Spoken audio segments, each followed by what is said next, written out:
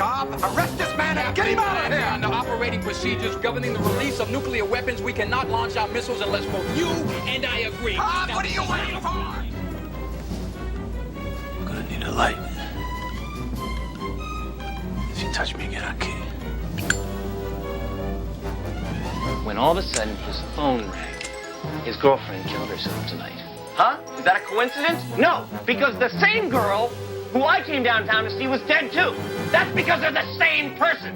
They're both Having dead. donated a small portion of my brains to this conflict, the other portion being protected by a heavy steel plate in my head. Ow. Oh, watch it. It's loaded. Pardon me, sir. Could you give us some assistance, please? Yeah, glad to help. We're looking for a Dog Creek Road. Now, that would be near the town of Redbud. Well, if I was going to Dog Creek Road, I sure as hell wouldn't start from here.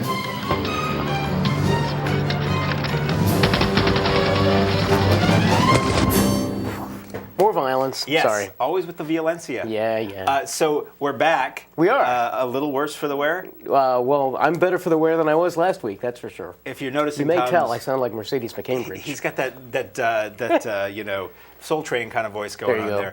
there. We didn't do a show last Monday because I was just getting over a sick, and he was in the throes Either I of gave the it to sick. you or you gave it to me, and wow, completely out. So there we go. So it would have been Coffamaniacs Yes. last week, and I would have said, I'm Mark, And I'm Tom. and we are the Maniacs. So you didn't want that. No. So anyway, I would ask you how you've been, but I kind of know. Sick. You can relate exactly, as the case may have been. So we've got like a dozen films to get through. We do. So it's going to be probably- one of those. Yeah, not a lot of time for breathing. Go to it. So, if I may. You should. Oh, good. So, what do you do when you are in the midst of battle way back in the Roman era and you have shiny, sinewy, rippling chestular muscles and that you keep well oiled? Well, you want to show them off, and one film isn't enough. So here we have 300, Rise of the Empire and Empire. So it's like 90 minutes long, but I think if you take all of the time where it's like normal motion, it's really only like half an hour long. Yeah, if you normalize the speed. Right. This is just a big old hunk of dumb. Yeah, I will. I'll preface it briefly, and then I'll let you continue Please. with. If you liked the first one, which I didn't, it's more of the same. So I think you're going to love the second one. But yeah, hunk of dumb. I thoroughly hated the first movie. Right. I thought it was just a stupid and let's just admire glistening six packs for 2 hours in slow motion. And then this is, I thought this isn't as bad a movie as the original 300, Right. but it's still not a good movie to me. It's just a whole lot of posturing and slow motion and speed ramping, and if there could have been a moment where there wasn't crap on the lens, I mean, it's like, okay, it's not a documentary, by the way. I know this isn't a documentary. Right. So by seeing stuff on the lens, you are making me realize there's a camera there and that Right. this is fake. So the difference between the first 300 and this is that this is kind of an interesting idea. This takes place simultaneous with the first film. So you Right. see references to what's going on in the first movie, and some of the cast crosses over. And that's a bonus. I don't think you need to know that No, yet. But not at yeah. all. This is about the sea battle that was going Right. on while the land battle was happening in the first film. And every time you're at sea, to let you know you're at sea, there is little water droplets on the lens, but they're like mostly out of focus. So they're like, it drove me crazy. That and there's always something in the background that is blown out, like so Right. bright it whites out. It's just like terrible photography. And then every time there's a battle sequence, every at least third shot, and they're short shots, blood has to hit the screen. It has to hit the camera Right. lens, and it's like fake. So yeah, I just thought this was dumb. I really couldn't get into this movie. There are people who like these, and they Right. seem to dig the movie. The best part, I saw it in 3D. Not much of it feels 3D to me, so I would Right. say if it's a cost issue for you, just don't bother. The best part of it is when you see the original Frank Miller artwork from the graphic novel this is based on under the Okay. end credits in 3D, and I'm thinking I would have preferred that movie. I Right, would have yeah, preferred seen a the- film animated that looked like that. So yeah, I think I agree with you. If you like the first one, I'm sure you'll like this, and if you didn't, this is not going to change your mind. Other than maybe Eva Green in 3D naked. Right. Yeah. You know, that's worthwhile depending Yeah. on what your gender or sexual persuasion might be. But yeah, if the thing that I found least interesting about the original film is exactly what's going on here. Is it's so about the glitz and glamour and wow, the amazing special effects. Now that's what made the first one so appealing, I think, to so many of these folks. It's the adaptation of the Frank Miller comic and the graphic novel, and it's all about glitz and style and everything. And so this gives you that. But I went into it, and I suppose going into it, expecting not to like it, so is that really fair? I did like it more. I thought it was more visually appealing. There was, it's on water, so I like being on water. But yeah, it's more of the same. For those of you who like 300, I think you're going to enjoy this. It's fun to catch the little references, as you say. If you haven't seen 300, I don't think you're going to miss anything. It's just yet another battle in that same old style. So, Rise of an Empire, I think, though, is probably appropriate because I'm sure we're going to see more and more of them. Oh, as I'm we sure keep there's going. at least one more because you can't take it seriously unless there are 3. Well, exactly right. Yeah, taking it seriously. So speaking of disembowelings, right, it's fun for the whole family. If you happen to be a family that's a little kid whose father happens to be an adopted dog, or you happen to be the dog and you adopted a little kid, based on the old Rocky and Bullwinkle little snippets, you get the feature film 3D amazing Technicolor version of Mr. Peabody and Sherman. Okay, so never crazy, but I watched Rocky and Bullwinkle, and I remember Mr. Peabody and all that. Wasn't one of my favorites, so kind of an odd, are they trudging the bottom of the barrel to find new concepts? But strangely enough, Walter, my now 13-year-old, wanted to go see this, so we went to see it, and I was pleasantly surprised. It's certainly visually and eye-popping, and I didn't know it was in 3D. I keep going to the noon ones, and I guess none of the noon ones is ever in 3D, so I need to keep my eyes open for that. But fun, a lot of cultural references today. I think I won't steal your thunder because I agree with one of your comments that is kind of negative about certain cultural references, but a lot of voices you recognize. Ultimately, if there's going to be a complaint, I think, and we always try to hold not only animated films but cartoons up to the microscope of is it for kids or for adults or for families? I think this is more for the kids. There were certainly attempts at cultural references and modern stuff, but I didn't think it worked terribly well. But overall, while I thought it dragged a little bit, I was surprised at Mr. Peabody and Sherman and thought it was sort of fun. I was too. I went a big fan of the old Jay Ward cartoons. Okay. And if anybody sees my T-shirt, I am aware that Underdog is not a Jay Ward cartoon. It was just the closest thing I had to a Jay Ward cartoon T-shirt. So I saw the trailer and I was like, oh, this looks like it's going to be not good. And I ultimately had a good time with it. Okay. What I had set off while the trailer was playing is that I find it unfortunate that part of the story is about this little girl is bullying Sherman because his father is a dog, and then they get into child services trying to take him away, and the ugliness of the real world is allowed to intrude into a story that I wish was just a fun, silly fantasy, and that I would have been happy to not have. It's just like, to me, the Jay Ward cartoons are fun and frolic and innocent and goofy and way smarter than anybody probably realizes who doesn't watch them. And then you make a movie out of that, and it's like, here's just the unpleasantness of real life and social stuff, and that was unfortunate. But I loved the look of the animation. I laughed and chuckled a few times at some of the jokes that I thought were clever and were over probably most kids' heads. It played, minus something you pointed out, it played fairly decent with history. Okay. Because I was afraid it was going to throw away the whole thing of the original Peabody and Sherman, which was to teach kids history in a funny way. They actually did do some of that, and I was like, oh, hey, actual history in a movie, go figure. I could have done without the rectal references, which somebody thinks kids won't watch a movie unless the bung is involved, and I think that's so stupid. But other than that, I would say, as allegedly a grown-up, I didn't find this too bad. So I think, mostly for kids, but there were times where the kids were like laughing uproariously during the movie, which was pretty cool. Right. And I will say that the 3D, which I held out for, is really good in this. Okay. Like, they actually do some coming at you stuff, which a lot of films don't bother to do anymore. So I overall would say I liked Mr. Peabody. I'll agree with you. So speaking of sandy deserts and times past. And history. What do? Who are you going to call when there's pestilence and war and unpleasantness and unfairness? Well, you pick up your sundial, you sundial him right up, and he's the Son of God. We don't have a clip for that? Oh, Son of God. Oh, there Son it is. of God. Son of God. 2. Coming soon. This summer, he's back again. So we were yes. talking. Sorry. So if you could just hear what we just talked about, we Right. could save 5 minutes. Haven't So- we seen this before? No. Yeah. Sorry. Give me something new, Hollywood. So this, you know it, you love it. This is a story well told many times over, which begs the question, why tell it again? Right. This is, from what I heard, this was edited down from a 10-hour History Channel docudrama about Right. the Bible. And to me, it really felt like it. Okay. Of course, I had that seed planted in my head talking to our friends at the theater before I went in to see this.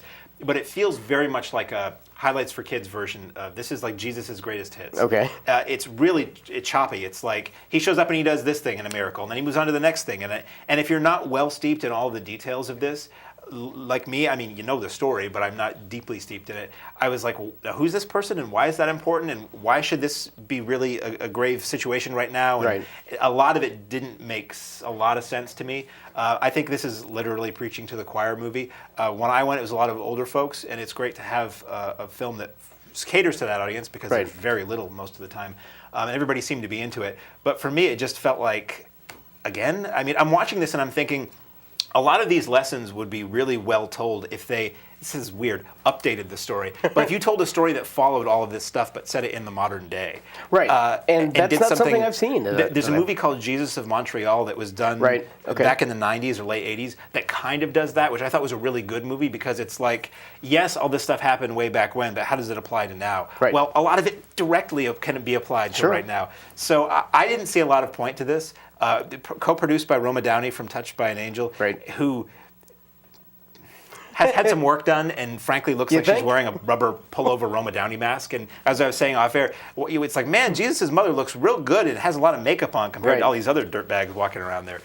So I think if you're a religious person, this is probably right up your alley. And if you're not, this is probably not the best place to get this information. Right. I went into this, my understanding was that this is from a production company that had done some very successful religious-based docudramas beforehand. And my understanding, and the limited research that I did, because I don't like to know too much about anything going into it, was that they had been very successful with very similar topics, and that they got a new budget and that this was new. However, going into it, I had the exact same reaction that you did. Not thinking that they'd chop down a 10-hour one, but it felt very choppy. It felt very not formulaic, but boy, you got to know the story in order to connect all of these different figures. I had wanted, and he wasn't all enthused about it, I'd wanted my younger son to come along. He's not terribly religiously based. And so I wanted him to come and, learn something about the story of Christ and everything that had gone on. And I don't think this would have done it for him. I think there were, as you say, too many questions about who are these people and what are their relationships. It was, interestingly enough, I thought performances were okay. I didn't think it looked very good. I was expecting, boy, if they got this new budget and everything, it's going to look like, I'd love to see another great, huge, big screen epic of Christ. And this certainly didn't have the look. It looked like a TV show. And so I was ultimately, sorry, Jesus, disappointed in the Son of God. Not personally, but as the case may be. But speaking of more highfalutin and high-flying action-adventure flicks, I don't know how I coordinated that one in there. But Liam Neeson decides to take a transcontinental flight, and there's some problems on board when he gets a text saying that somebody is going to kill somebody else unless this person gets a whole bunch of money. And after that, not only is his flight, but the action is nonstop. Oh, and we're back, and it's like this fog misting in and everything like that. I think you've been taking a lot of cold medicine. It's hard to believe. It could possibly be. Speaking of movies that'll never be shown on a plane, would they even let you watch this on a plane, like on a DVD player on a plane, or would they tap you on the shoulder and say, put something else on there? So I like Liam Neeson as an action guy, so I was open to this going in. And this is workmanlike, a decent little thriller up to a point, and then it gets silly. Especially when they reveal who the bad guy is and what the deal is, it gets really lame. But even before that, it's one of those where this person has to be a master of space and time to manipulate all the little things that they manipulate to make it all come off. And once I see that in an action movie, I usually kind of tune out. So I thought it was decent and it held my interest for a long time. Performances are good, everybody in it is good, and I thought they did a really good job of little red herrings here and there. As this, it's totally this person. Well, now it can't be that person. Well, now it's this person. No, it can't be. Who could it be? So I was okay with Nonstop as like a decent action matinee. I was with it up to a point, as you say, and I think that point was about an hour into it. I don't remember exactly when it was, but you're right. There's all these little red herrings. We're suspecting everybody. Even at some point, I started suspecting, and this isn't necessarily they say it is or isn't the truth, but I even started suspecting Neeson's character, which I thought was interesting.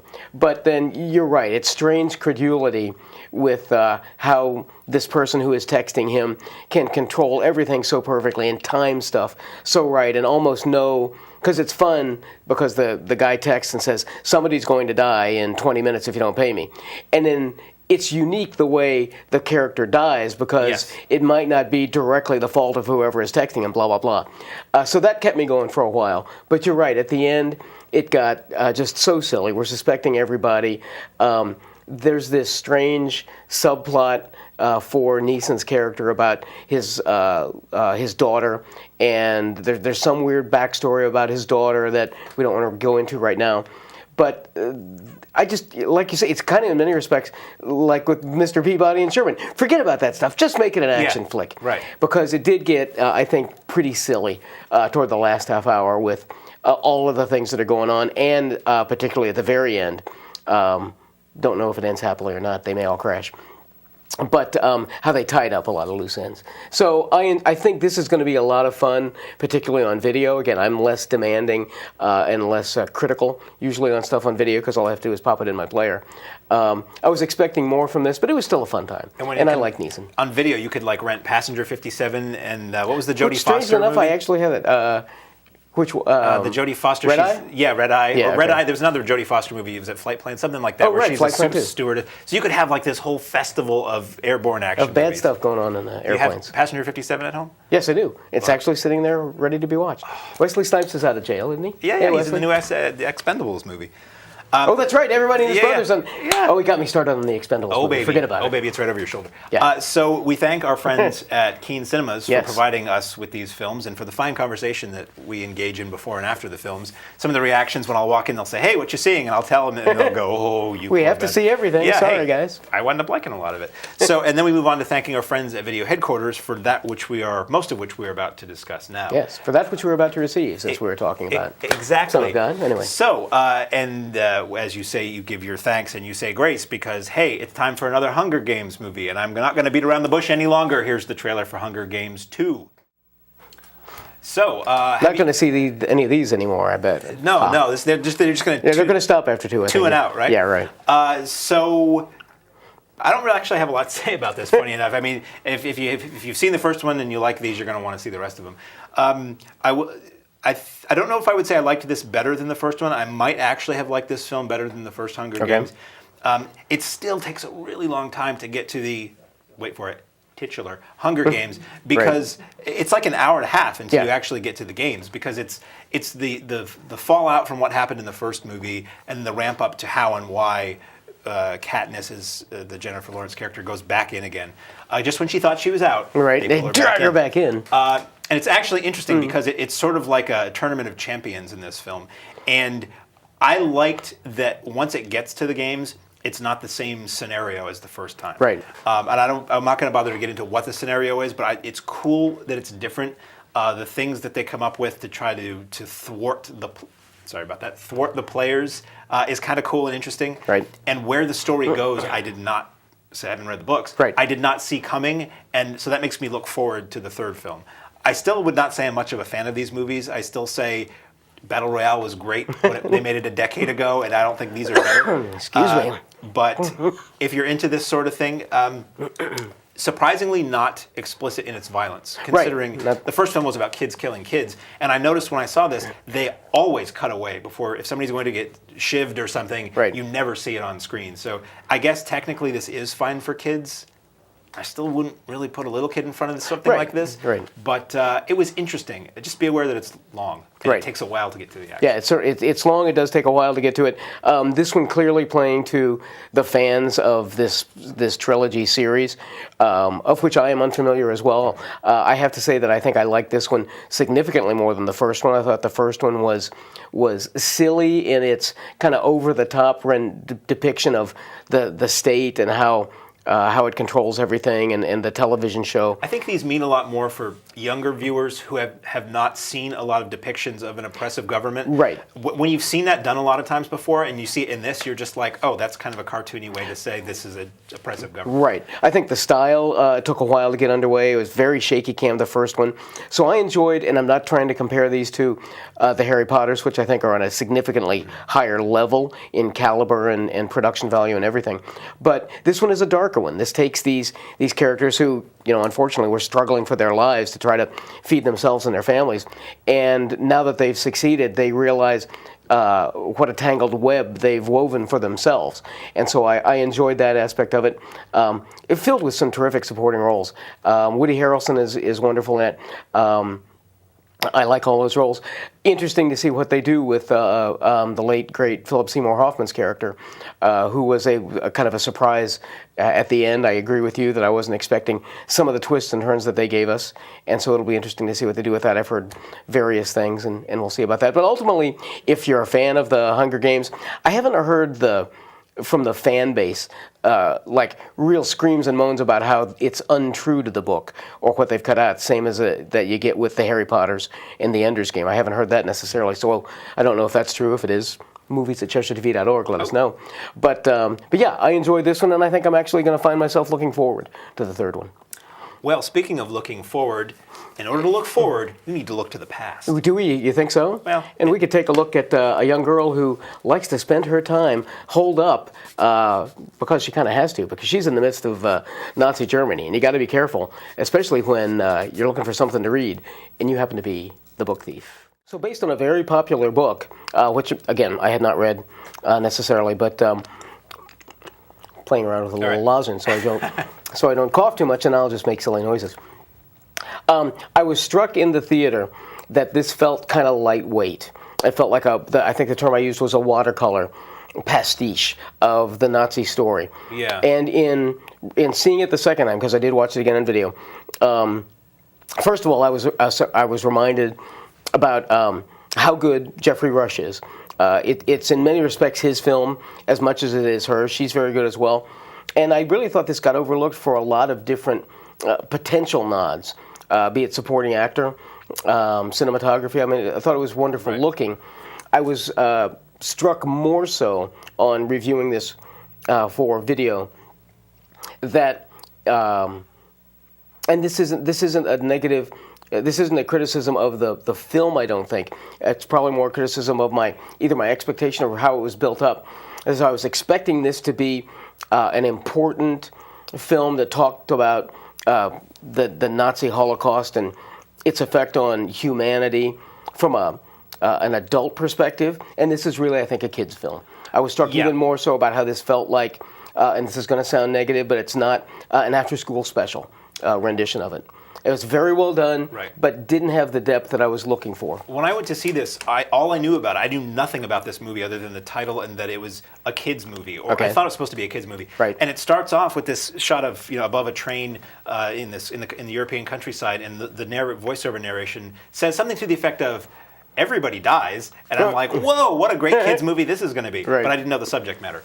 And I would say that it probably could have lost the narration. It's supposed to be narrated by death, which is really weird. Right. But I think this is for kids, which seems weird. It's not. I didn't think it was dumb or frivolous in any way. It's not gruesome. It's just. I just think this is more aimed toward. Oh, this is a way to introduce this subject matter to somebody who's younger, without the completely horrific details being visible on screen. I thought this was beautiful to look at. The performances are really good, especially the young girl who, Sophie Nelisi, I'm sorry if I mangled that, was really good for a kid actor. Jeffrey Rush is great. And it was just the sense of detail and feeling that you were there, for better or worse, was really effective in this. So I was surprised that this did nothing in the theater, came and went. Yeah. And then when awards time came around, it had been forgotten on that. And I think this is an award quality movie that people really ought to take a look at. Speaking of award quality movies, instead we'll talk about this. So Jason Statham stars as a former undercover Fed who decides to relocate into a small southern town, and unfortunately the local drug kingpin finds out his identity and calls some people who wanted to do him harm. And so the last film was The Warfront. This film is Homefront. Okay, super formulaic. All of Statham's films are, but I'm learning to like him. I like him. I think he just makes bad movies 90% of the time. But this one I thought, I mean, it had enough, again, formula to it that I could follow it pretty well. It's got some great, Kate Bosworth is loads of fun, James Franco is loads of fun. I enjoyed this in the theater and thought it was a fun little sort of a caper film that followed, painted all the numbers properly and followed the dots. I enjoyed this even more on video. Again, because I'm less demanding on it. I just sat down, popped it in, enjoyed performances. Winona Ryder, I could have done without her. She's pretty maybe miscast. She's pretty. She doesn't have a lot to do. Her character isn't all that important. So I thought having, and I still think she deserves star caliber. I think having her in that detracted for me. But overall, I thought Homefront was a watchable enough film that I really kind of ended up enjoying. I think I'd call it watchable for the most part. Okay. I kind of skimmed through it again on video to sort of remind myself of how I felt about it the first time. And most of the action is of that sloppy, over-edited nature. So, again, I don't know how much good vibes I can give to an action movie where you can't see the action. But I like Statham. I like his bad attitude in this film. And I like tracing how that little altercation in the playground results in the deaths of many, many people. Because that punk kid couldn't keep his mouth shut, a lot of people died. Right.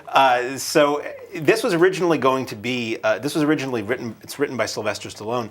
It was originally a script for a Rambo film. It was going to be Rambo fighting, homegrown terrorists or something like that. And it just got passed over and they wound up retooling it into this. So I think when I was watching this, my thought is this is the kind of movie that you come into maybe 10 minutes in when it's on TNT and you're just like, oh, Jason Statham, and you just let it play out. Right. Maybe while you leave the room and you come back a few times. So I wouldn't call this great, but I do like Jason Statham. So I think if you like him, he's made a lot worse movies than this. True. Fair enough. So speaking of a lot worse movies? No, not quite. We're not prejudging. But Christian Bale plays a second-generation steel worker in a Pennsylvania town, and he just can't get a break. His brother is always down on his luck and owing money, so Bale has to try to help him out. Poor Christian Bale doesn't have any luck with his love life, with his family life, with anything like that. He just can't find a way to get out of the furnace.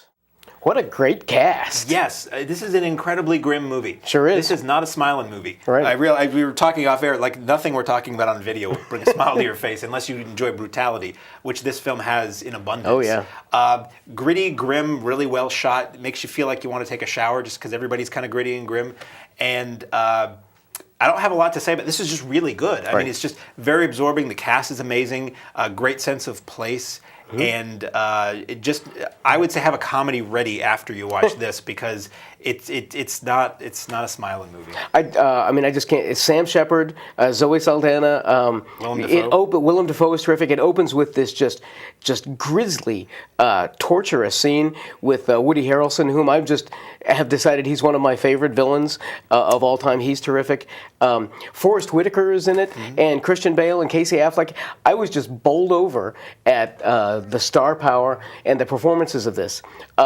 It's rather methodical, I think, if you take a look at the larger story of what it all is, but they do get into some nice little moments. We have nice parallels with this moment where Sam Shepard, as Christian Bale's uncle, they go out on a hunting trip, and you learn one thing about Christian Bale, and then it comes back in a nice little mirror reflection toward the end of the film.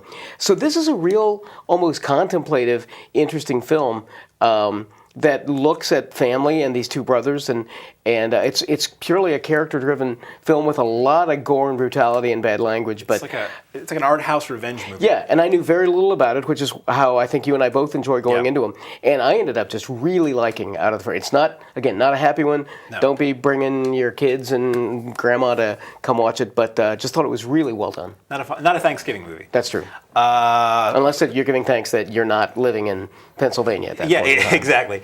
So up next, speaking of joy and rapturous, loving Another times, happy one. A young British couple finds themselves on a road to nowhere, getting lost in the woods. They enter in love, but soon they find themselves in fear.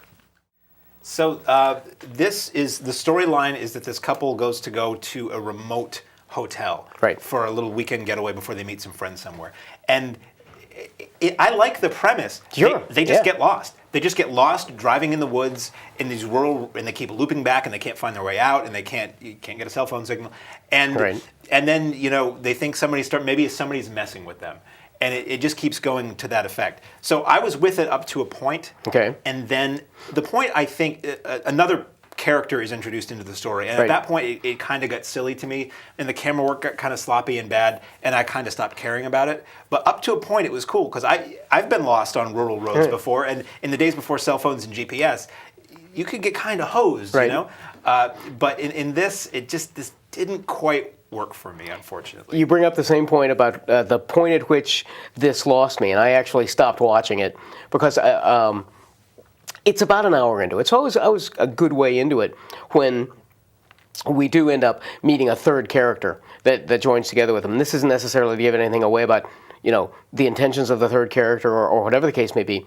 But I was interested enough in these two performers. They're good enough, but not for an hour. Not to hear them bickering back and forth. And you had to Christian Bale on it. Thank you very much, because I did go to that one. But yeah, the once again the believability of it. Sure, we've all gotten lost, but I just keep finding myself saying, why didn't you backtrack this way? I do want their vehicle because it must get the greatest gas mileage of any car in the universe, because they're driving for like 40 hours, it seems, on the same tank of gas. He does make a throwaway reference to the fact that they're running low on petrol, so that's okay. But ultimately, I did like the premise. I loved the story, enclosed spaces, people trapped in a lifeboat or something. And so this I thought was going to be really atmospheric. It just didn't give it to me. Yeah. Sorry. So, speaking of uplifting stories, we just keep going with them, and ultimately it might well be. But based on a true story, I won't say what are you going to do, because that kind of qualifies it a little bit. But you're a northern man who happens to be of the colored persuasion. You happen to be black, and oops, you get caught and struggled down to the South, where they're not quite as accepting of you and your ideals. And so you're going to end up spending 12 years a slave. Obviously, multiple Academy Award winner, deservedly so. I was so worried, because I didn't see this in the theaters. I was so worried that this was going to be it preachy or we've seen the story before, so I was worried about that. I just thought pretty much everything about this film was just knock your socks off terrific. Wonderful performances, beautiful looking. I think overall it's we know the story. We can kind of tell where it's going. The strength of this film comes from its performances. A whole slew of Cumberbatch and Fassbender and Giamatti and everybody in it is just terrific. And so I was blown away by 12 Years a Slave. Really thought. And to jump off the bandwagon here and talk about the Oscars briefly, how unusual it is usually for the Academy to split a vote between director and picture, but I thought they got it absolutely right this time, giving Best Director to Cuarón for Gravity, and this is a Best Picture. Now, how do you separate those? I don't know, but I thought 12 Years a Slave was by far a much, much stronger film than Gravity, and just really ended up thinking it was terrific. So that we have time to talk about our last film, I'll basically say what he said. It was really good. Yeah. Really good to look at. An important film for younger people to see. Doesn't pull any punches, pretty explicit, so not really much younger people. Right. But it, as they used to say, it tells it like it is. There you go. A story written in blood. It's true. It was a really good movie. So moving on to a film which is still not yet Paul Walker's last film to be released. Paul Walker stars as a single parent in a hospital during Hurricane Katrina, who is doing everything he can to keep his infant daughter alive during all of that chaos in hours. So, Yes. this gives. It's too late to give me faith in this, but this lets me know that Paul Walker could act. Yes, because he didn't absolutely. really do much in the Fast and the Furious movies. This is entirely his film. This is like All Is Lost, Yeah. but set in a hospital with Right. Paul Walker. Very, very tense. This is not an action movie like the box copy wants you to think it is. This is a drama Right. about him trying to basically you see in the trailer the monitor or the machine keeping his daughter alive only has a few minutes of charge, and he has to crank it up every so many minutes. So it's Right. him doing as much as he can to try to find a way out of this situation, then having to run back and give it a crank again. Right. And it's so well done. It's all on his shoulders. And I thought this was really good. Yeah, I always liked him. I didn't think he was going to be strong enough to hold a film, really. And I mean, this was even before his untimely death. But I was pleasantly surprised that he's very strong. He's a very likable character.